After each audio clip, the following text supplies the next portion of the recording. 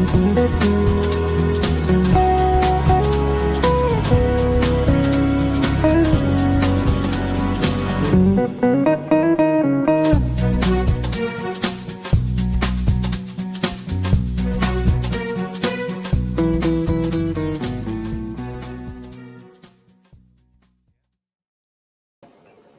morning, good afternoon, good evening, wherever you are in the world. Welcome to the Influential You podcast. I'm Josh D'Amigo, lead faculty for Influential You and your co-host for this weekly podcast. John is still on vacation. I miss you, John. Come home. At Influential You, we teach you how to take charge of your career and amplify your professional influence. Since 2009, we have helped thousands of business owners, executives, and entrepreneurs become more influential, more rewarded, and more you. Today, we're speaking with Liz Smiley. Now, if you study with us, you already know who Liz is. But for those of you who haven't yet met Liz, Liz is a partner here at Influential You, the director of admissions, and serves as our registrar. Liz Smiley has over 25 years of experience in the personal and business performance space. As you'll hear today, we rely on her to make things happen around here. And most of the time when our faculty introduces her in the first session, you will hear them say, she's the glue around here. And she is. In my own world, she's supported me since day one on the job and is incredibly valuable to every part of my efforts here at Influential You. She has managed and coordinated training for thousands of people internationally and has been responsible for the training, development, and management of hundreds of leaders, managers, and mentors. She lives in Ventura, California with her husband, son, and 12 chickens. Please join me in welcoming Liz Smiley to the Influential You podcast. Hi, Liz. Hi, Josh. Oh my goodness, are you so excited? All week long, just so you guys know, all week long, Liz has been so excited about this, and I am really excited for you to hear her story because this is the valuable person in my world. Without Liz, things don't happen around here. It's really difficult. So thankfully, she's not on vacation. We can do with John being gone a couple of days. But how does that sound, Liz, to start you off? Well, it sounds pretty good. Does that sound what you think you do about here? Because it's what I think you do around here. Yeah, pretty much. That's what people say I do, at least. All right. You can look at me. Here we go. We're going to play a game. You're going to tell us all about life before Influential You. Before you studied here 8 years ago, 10 years ago? 10 years ago. FOT 3? No. FOT 18. 18. So the 18th time we've done the program, you sign up. What was life like? Okay, what was life like before that? Well, let's see. So yeah, I mean, it's my 10th anniversary with Influential You as a staff member and employee, and I did the program 10 years ago starting March. But before that, I had worked for another educational company for 12 years, and I left that company because I loved that job, but it was high stress and high hours. And my husband and I had been trying to have kids, and that wasn't working. And so for many reasons, I decided to leave. And 6 months after I left, when I was still on unemployment, I got pregnant. Oh, congratulations. It was, it was kind of like that. So unemployed, uninsured, and pregnant, I had to figure out what I was going to do because I had been the primary breadwinner always in the relationship. It's kind of how we designed our relationship. And because he knew I was the doer and that I like to work. And so while I was pregnant, I started coming up with ideas. And a friend of mine asked, she said, will you work with me? Will you coach me? I want to launch a new organization and a event. And I need someone to hold my feet to the fire and make sure that I actually produce what I want to produce. So Jessica Kazorik, really close friend of mine. I haven't actually seen her in forever, but she's amazing and comes up with the most crazy, amazing ideas of what she's going to do.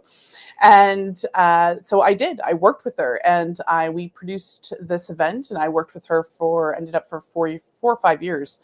We worked together, and that was the start of my own business. Okay. And tell me about your business. What was it you were doing? I was called the Business Nanny. And I worked with small business owners, and I supported them in getting what they needed to get done on a regular basis. So I would speak to them once or twice a week, text them constantly, and make sure that they were doing, like if they were in sales, making sure that they were doing the sales calls that they needed to do, making sure that they were doing the things that they hated to do, that had to get done to actually fulfill on their aims and make the money that they wanted to make. Really good. Yeah. And I had a lot of fun doing it. I really did enjoy it. But the part that I really hated about it was getting new clients. And I really, that was, and when about, so 3 years into doing that, or 2.5 years, a friend of mine, Leslie Williams, introduced me to Influence Ecology at the time, so Influential You, and said, you should do this program. And I looked into it and I said, you're right. I didn't have the money to do the program at the time, but I was like, I'll figure it out. I will get another client to pay for the program. And that's kind of how I was going to figure it out.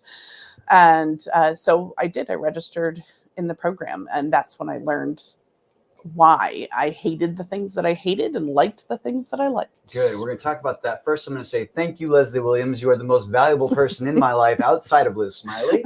That's so wonderful. And the business nanny. Funny how you're still the business nanny here at Influential You. You are my business nanny. I was thinking about it earlier. There's, the Nana on Peter Pan.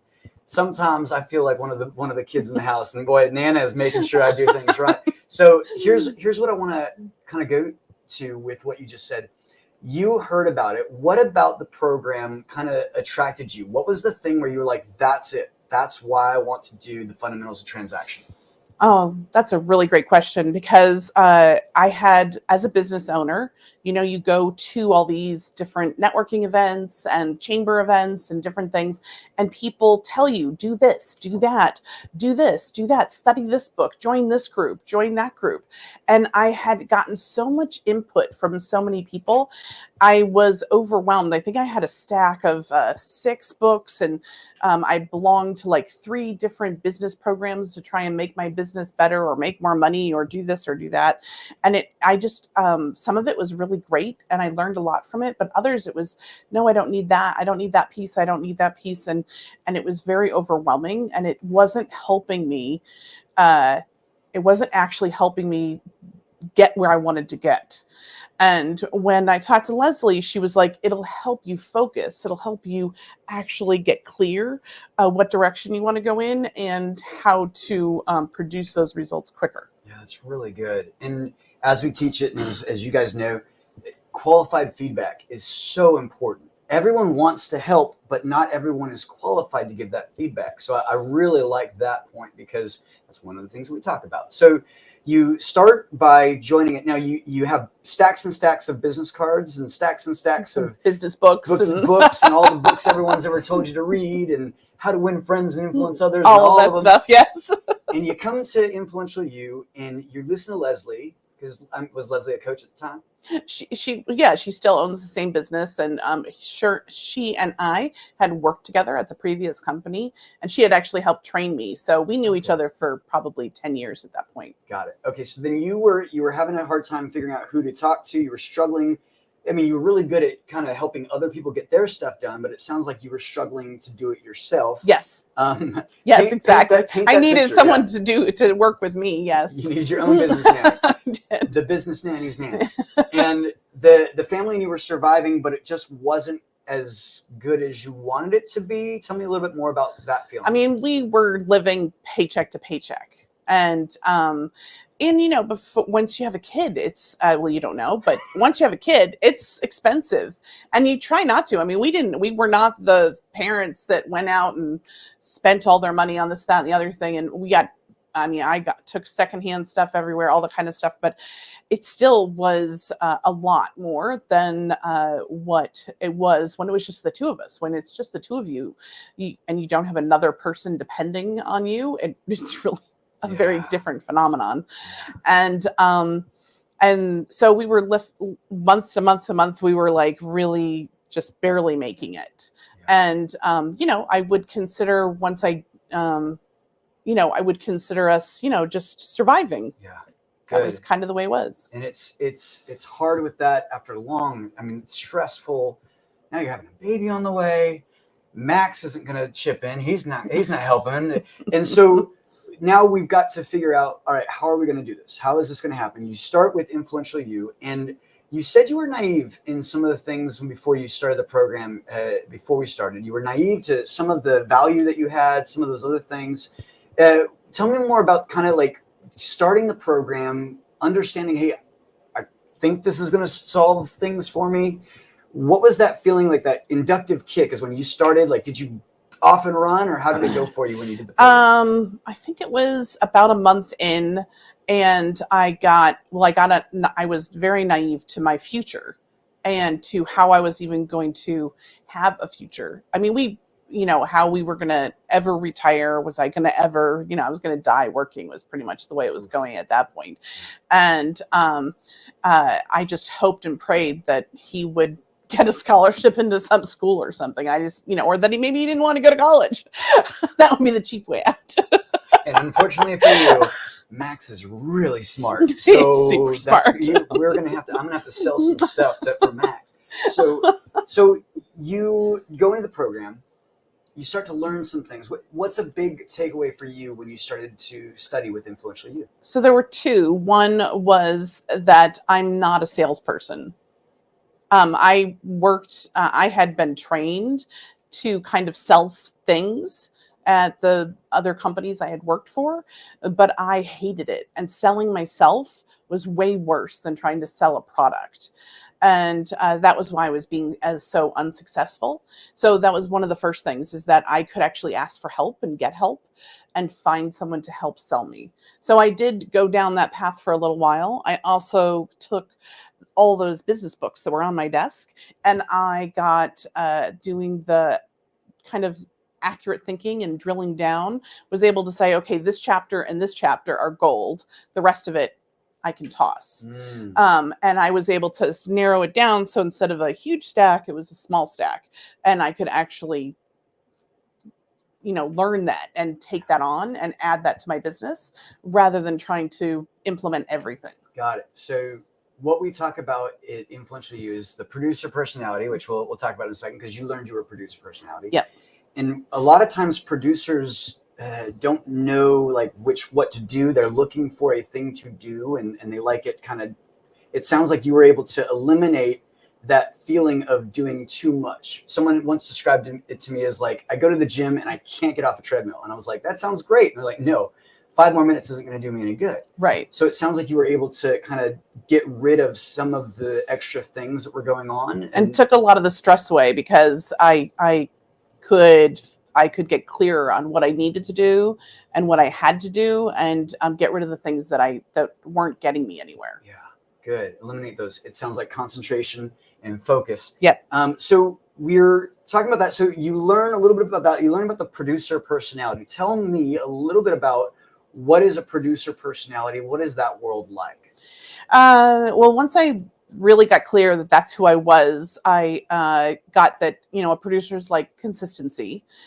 Producers like, they like lists. Okay. They like to check things off and do things. And they aren't necessarily people.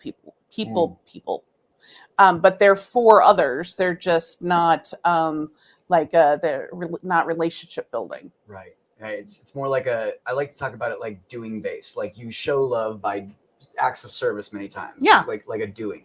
So you like to do the projects. You don't necessarily want to be the center of attention, is what I'm learning. Very true. You're doing great though. And if you think she's doing great, you can chat with us and we're going to include you, make sure that you pump her up. So you said there was the good, the bad, and the ugly about the producer. All right. Yeah. So what's the good?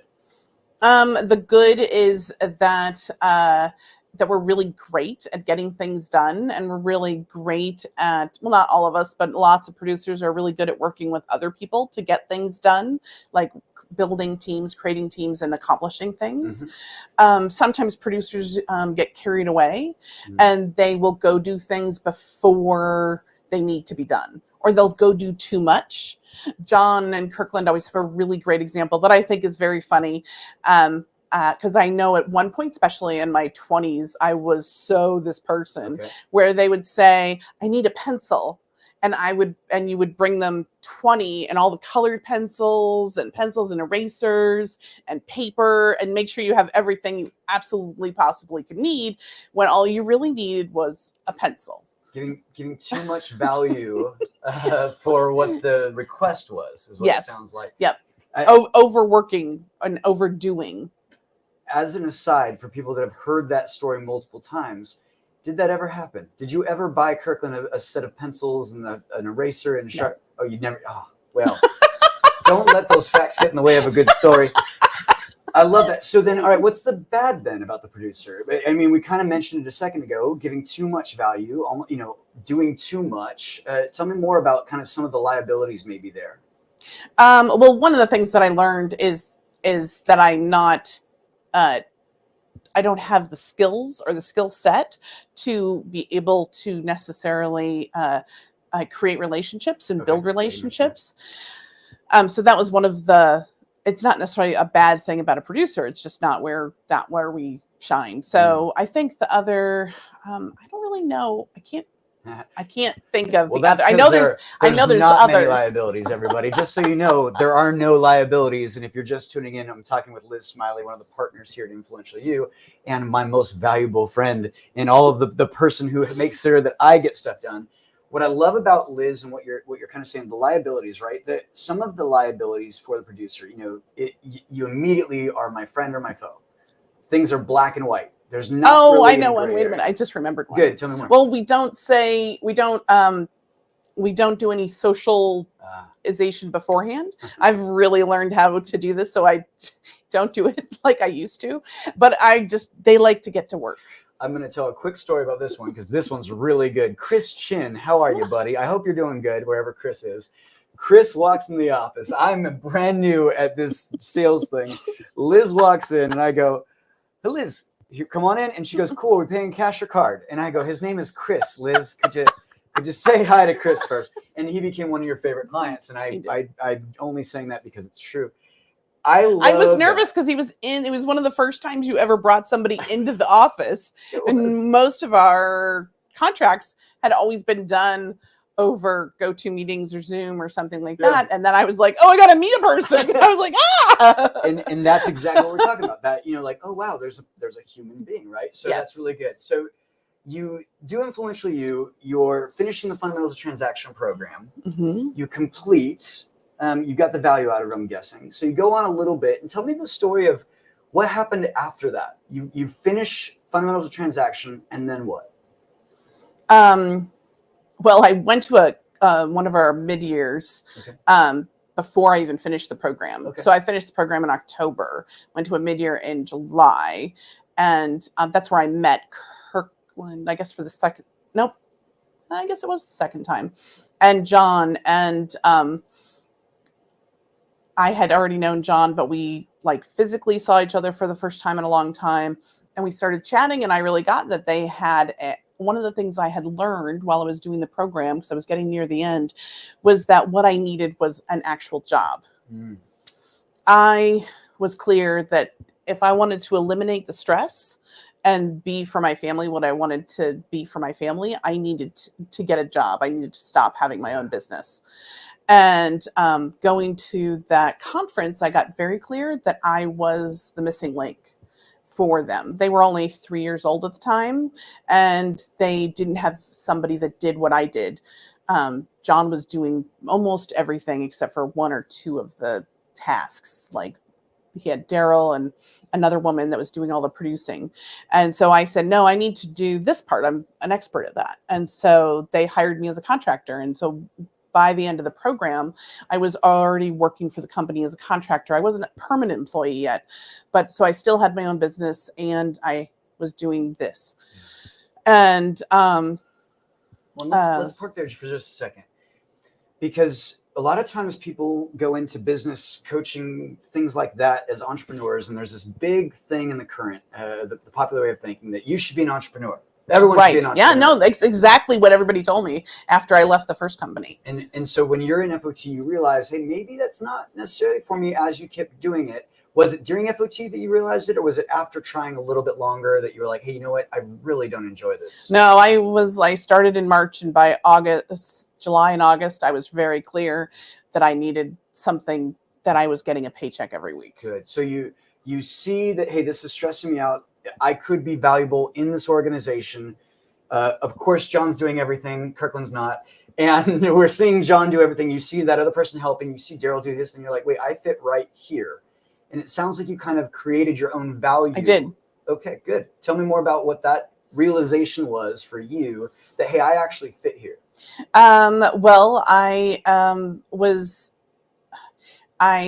started talking to both of them and told them what I had done in the past, which John had known me, but he didn't realize what I did. So he didn't know what my position was at the former company. And when I said, well, I was the one who wrote the manual on the registering people into the programs and putting people into the programs and the whole management of that. So I could be the person that does that for this company. Like, I have that kind of expertise. And I have enough peopling. Like, I don't lean to the judge side. I'm not, at least I don't think so.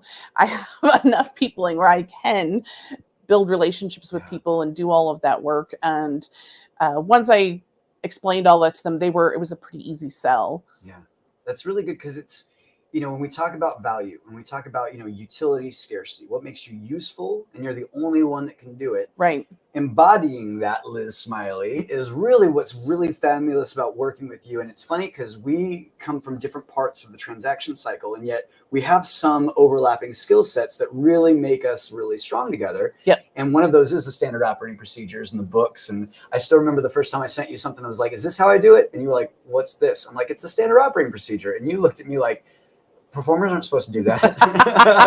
I can do that. So I really respect that about you, because a lot of the processes that are necessary have been built by a producer who really likes that consistency of taking things.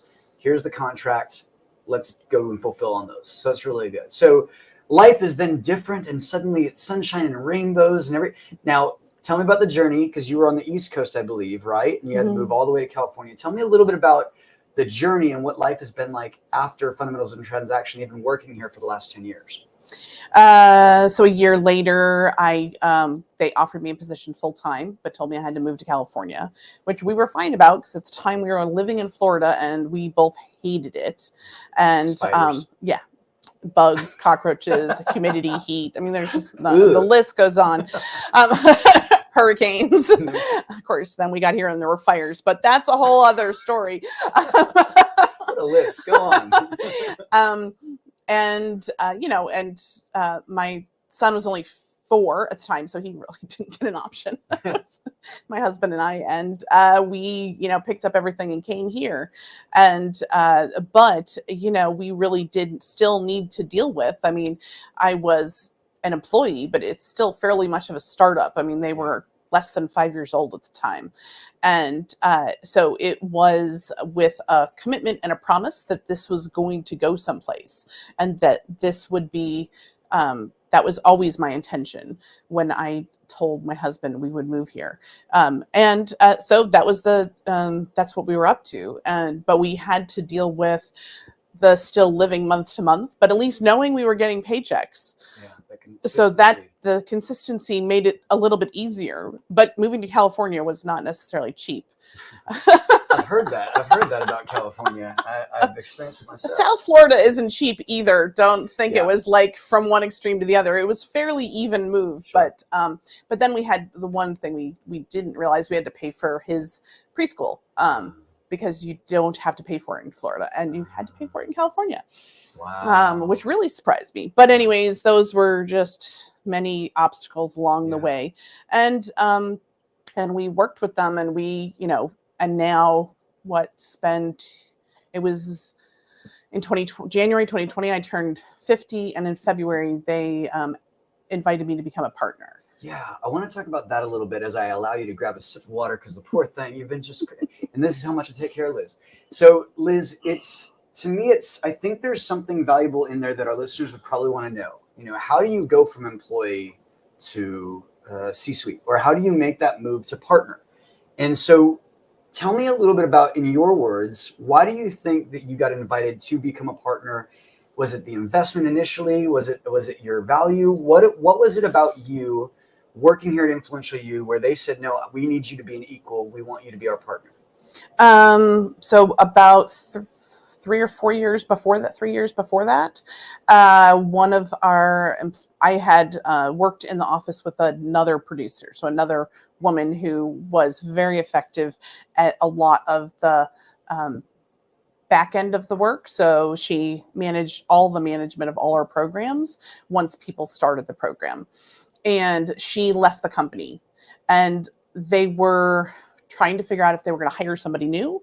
And I made an offer and said, I can do her job and my job for this much money, which will save you this much money. I just need to hire one person part-time instead of another person full-time, and I can manage all of it. Wow. And they were like, yeah, I don't know about that, maybe. And so they gave me a trial period, and I blew them out of the water, I'm going to say. They were very surprised. They actually didn't expect it to go as well as it did. Oh. And within a couple of months, I was even able to hire somebody full-time to work with me and manage the department. And so then I had a department rather than just working with someone else together, and we weren't even kind of a thing. Yeah, Does that make sense? You had someone that you were developing as well. Yeah. And I think that's really, really valuable right there. Now that probably took some nerves. I mean, yeah, it did. That was a lot. And, I had to, do the work that we teach. I had to do the 13 steps, and I had to create an offer, and I had to figure out, who to talk to first of the three, then 4 business partners, but Drew was one of the people encouraging me, so I didn't have to worry about him. But the other 3, I was like, okay, who do I go to first? So, you go to the performers. So I went to Kirkland, and then I went to John, and then we brought it to Daryl, and that was how that all worked. Wonderful. And I've learned from you so much, except now I go to Daryl first.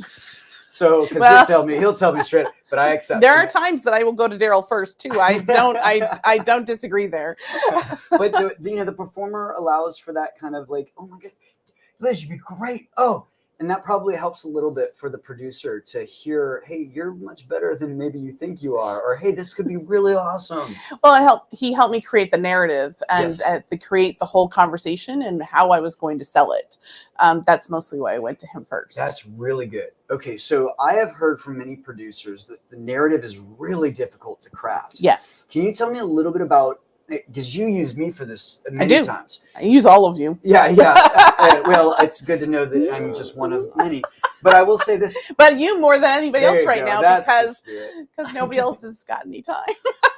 Also not good to say about the sales guy, but also. So tell me about that, understanding the narrative. Like how is it that a performer is valuable to you? Like what is it about, kind of, if you can think about it, what is it about the narrative that, like, hey, if I go and get a performer, this could be helpful? Like, why would you do that? Oh, it's one of the performer is one of the most valuable people that I work with. Okay.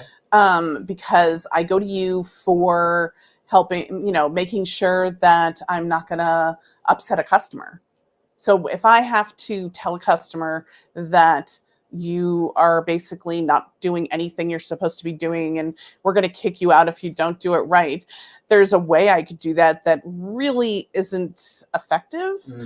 And, and I've learned over the years, I'm pretty good at creating that myself, but I always want someone to look at it and check it and make sure that I didn't step over something or do something or say something. And so, and sometimes it also helps with my mood.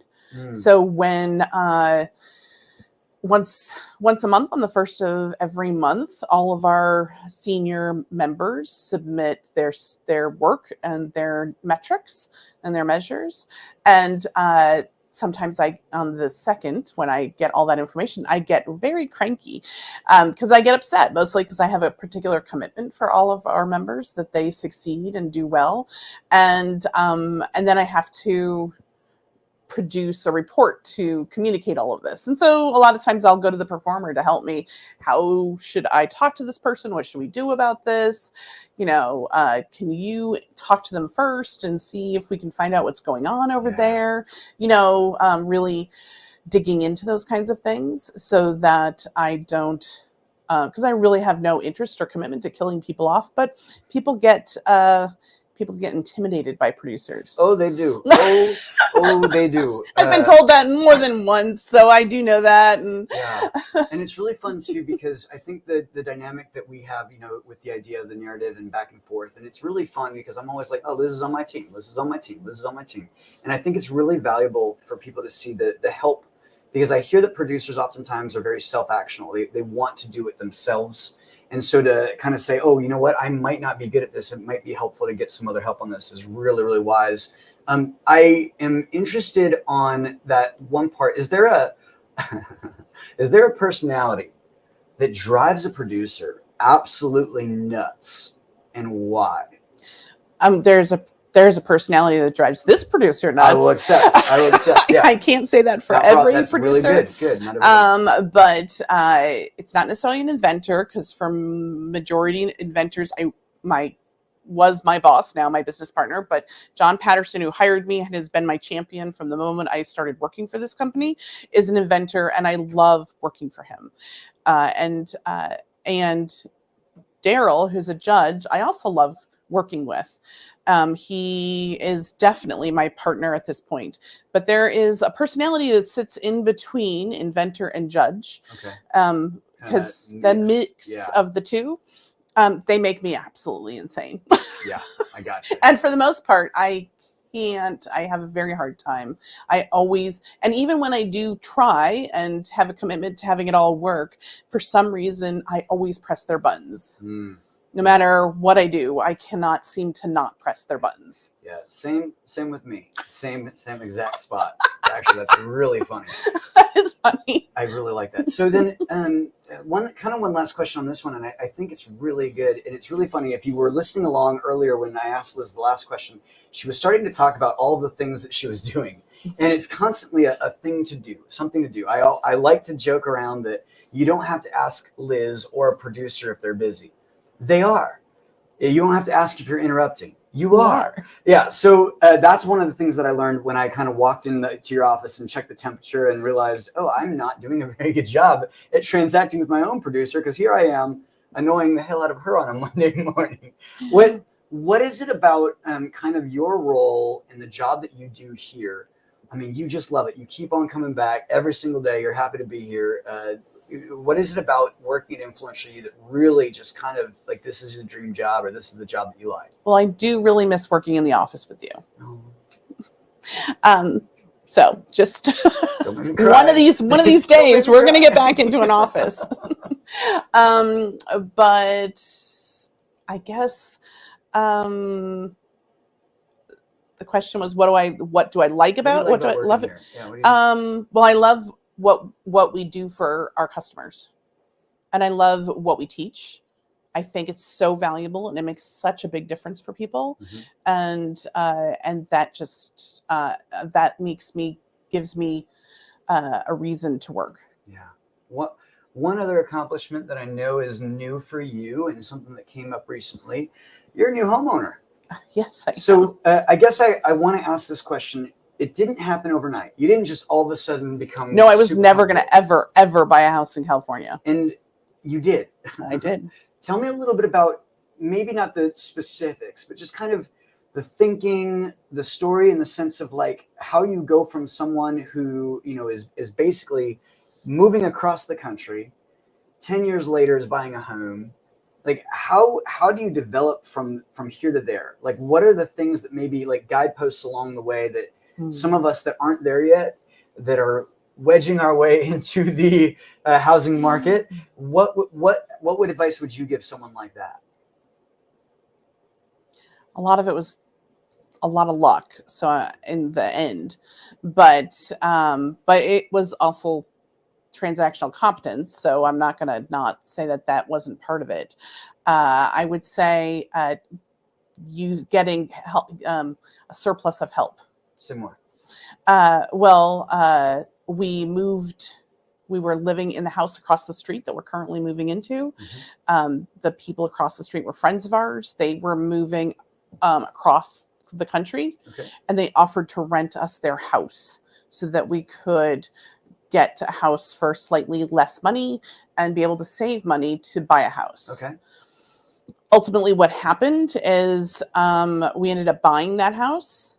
And it's a long story, so I'm not going to go into all of that or why, but it all worked out and we were able to buy it as is. So we got a great deal. Good. And it's the surplus of help you're talking about is the friends that were across the street, the real estate agents that gave me all the help. I had multiple real estate agents, both local and far away, that gave me advice on how to move forward and how to do it. The Kirkland Tibbles. I had the Kirkland Tibbles work with me and kind of work through the whole process with me.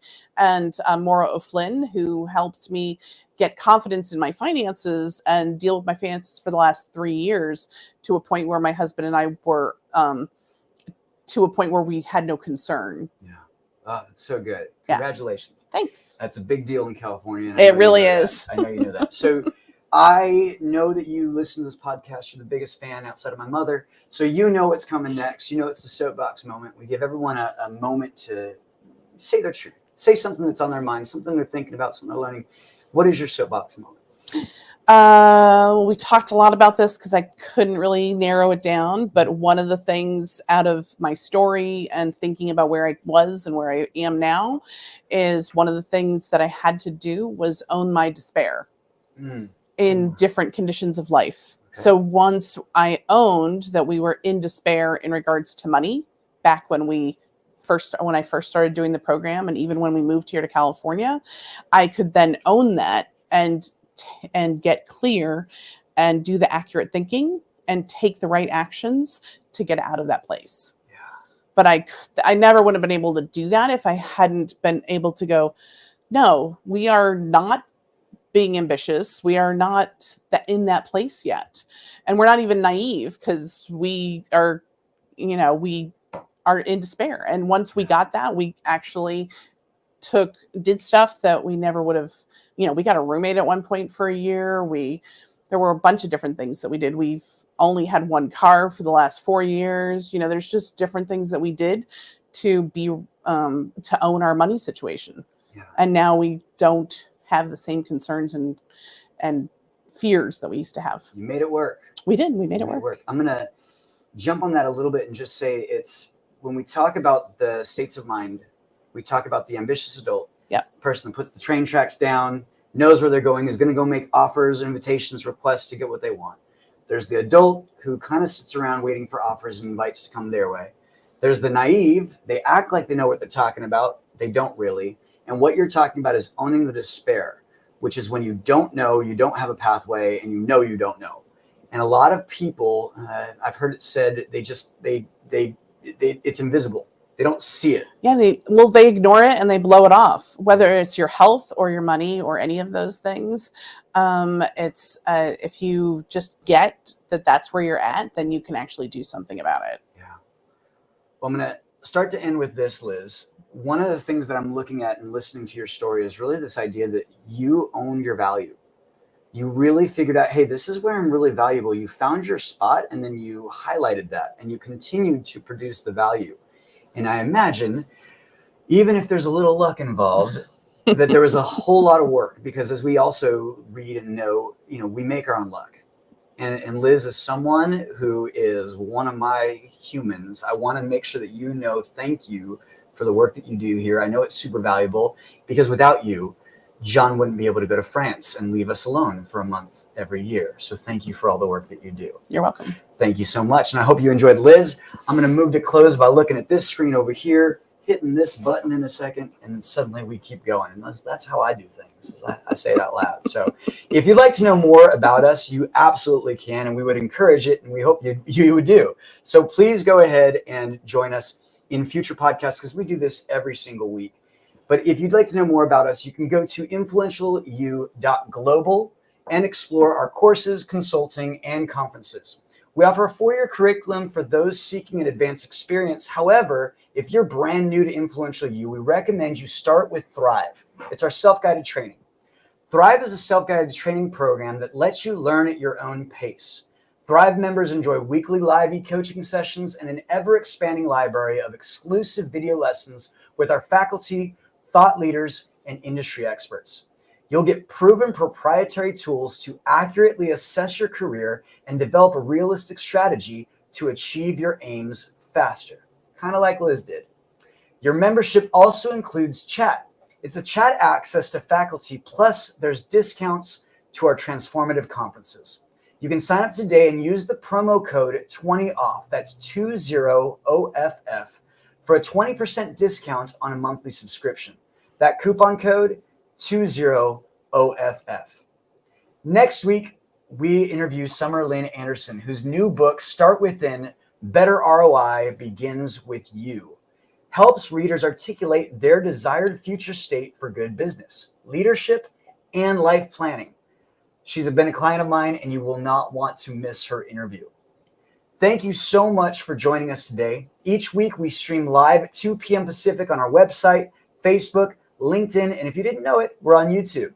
So you can easily share us with others. You can also subscribe on iTunes, Stitcher, or anywhere you get your podcasts. Check out our show notes for links to connect with our guests, plus links to websites, books, or special downloads we talked about on today's episode. This podcast is made possible by the Influential You staff, faculty, and members all around the world. Special thanks to our executive producer, Tyson Crandall, with contributions from Michael Teehee, Joey Anderley, Daryl Anderley, Paul West, and a special thanks to Liz Smiley for being our guest today. Influential You podcast is produced by Influence Ecology, LLC in Ventura, California, and this episode was recorded on August 31st, 2022. The podcast theme is by Chris Stanging and it's entitled The Fast Train to Everywhere. And if you haven't yet offered a rating or review, I ask that you take a moment, go to iTunes or your podcast app, and let us know what you think. This helps us more than you know. We'll see you next week on the Influential You podcast.